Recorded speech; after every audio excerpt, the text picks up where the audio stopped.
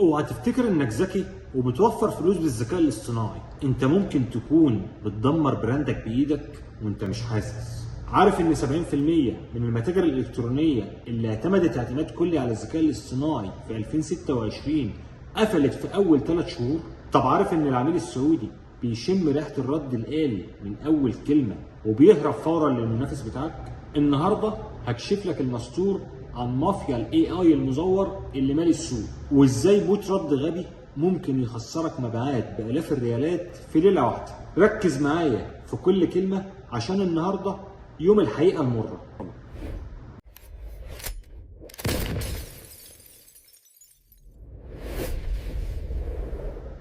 السلام عليكم ورحمه الله وبركاته.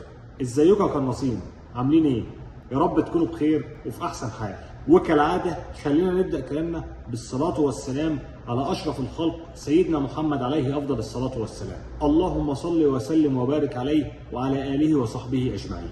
النهارده الجمعه، يوم البركه والروقان، واليوم اللي بنقف فيه وقفه صراحه مع نفسنا ومع البيزنس بتاعنا. النهارده هنتكلم في موضوع شائك جدا ومحدش عايز يتكلم فيه بجد.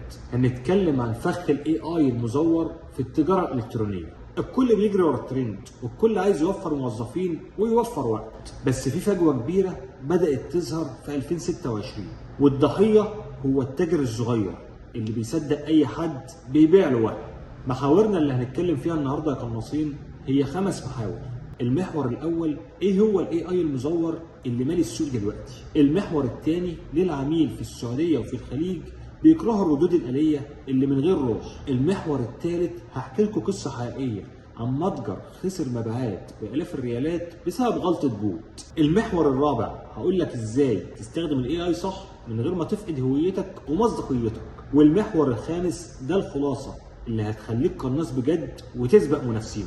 خلينا نبدأ بأول محور ونتكلم عن مافيا الاي اي المزور اللي مالي السوق دلوقتي. بص يا بطل، في شركات كتير دلوقتي بتبعت لك اشتراكات في ادوات بتقول انها اي اي، وهي في الحقيقه مجرد ردود جاهزه متبرمجه بغباء. الادوات دي بتطلع محتوى آلي وميت والعميل بيحس بيها من اول ثانيه. المشكله مش في الاي اي نفسه، المشكله في الاستسهال، انك تسيب مفتاح بيتك اللي هو متجرك يعني لآلة مش فاهمه ثقافه العميل اللي بتكلمه. العميل السعودي بالذات بيحب التقدير والاهتمام، ولما يبعت استفسار ويرد عليه بوت بكلام محفوظ بيحس انه رقم مش انسان، وهنا بتبدا الكارثه. طيب، سيكولوجيه العميل السعودي في 2026، وليه العميل السعودي والخليجي بيكره الردود الآلية؟ العميل السعودي والخليجي في 2026 بقى واعي جدا ومثقف تقنيا. هو عارف ان في اي اي، بس هو عايز حل لمشكلته مش رد دبلوماسي آلي.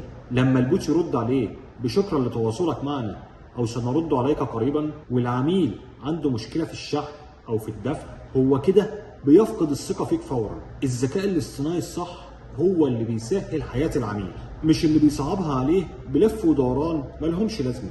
طيب، خليني اقول لك قصه المتجر اللي خسر الاف الريالات بسبب رد آلي غبي. خليني احكي لكم قصه حقيقيه حصلت مع تاجر صاحبي في الرياض.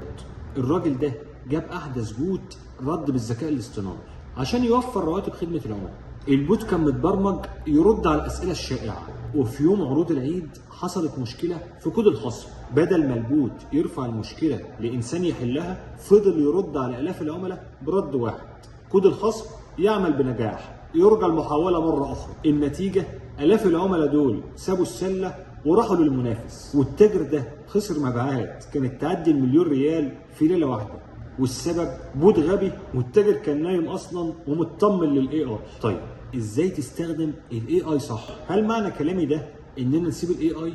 لا طبعا، الاي اي اداه عبقريه بس لو استخدمتها صح. يعني ايه الكلام ده؟ يعني تستخدمه في تحليل البيانات وتوقع الترندات، وبرضه تستخدمه في تحسين الصور وكتابه اوصاف المنتجات بلمسه بشريه. والاهم من ده كله، خليه مساعد لموظف خدمه العملاء مش بديل عنه. الاي اي يجمع المعلومه والانسان هو اللي يدي القرار والروح للرد. الخلاصه يا قناصين، الذكاء الاصطناعي اداه تساعدك مش بديل عن عقلك ووعيك بالجمهور بتاعك.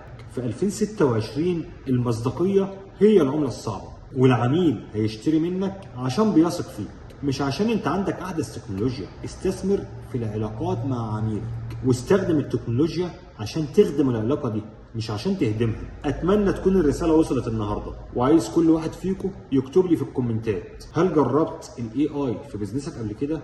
وايه كانت النتيجه؟ انا بقرا كل الكومنتات وهرد عليكم بنفسي، مش بوت والله. يلا يا ابطال استعدوا الفتره الجايه عشان فيها مفاجآت كتير. وبكده نكون خلصنا كلامنا النهارده، وفي النهايه ما تنساش تابعني وخليك قناص. والسلام عليكم ورحمه الله وبركاته.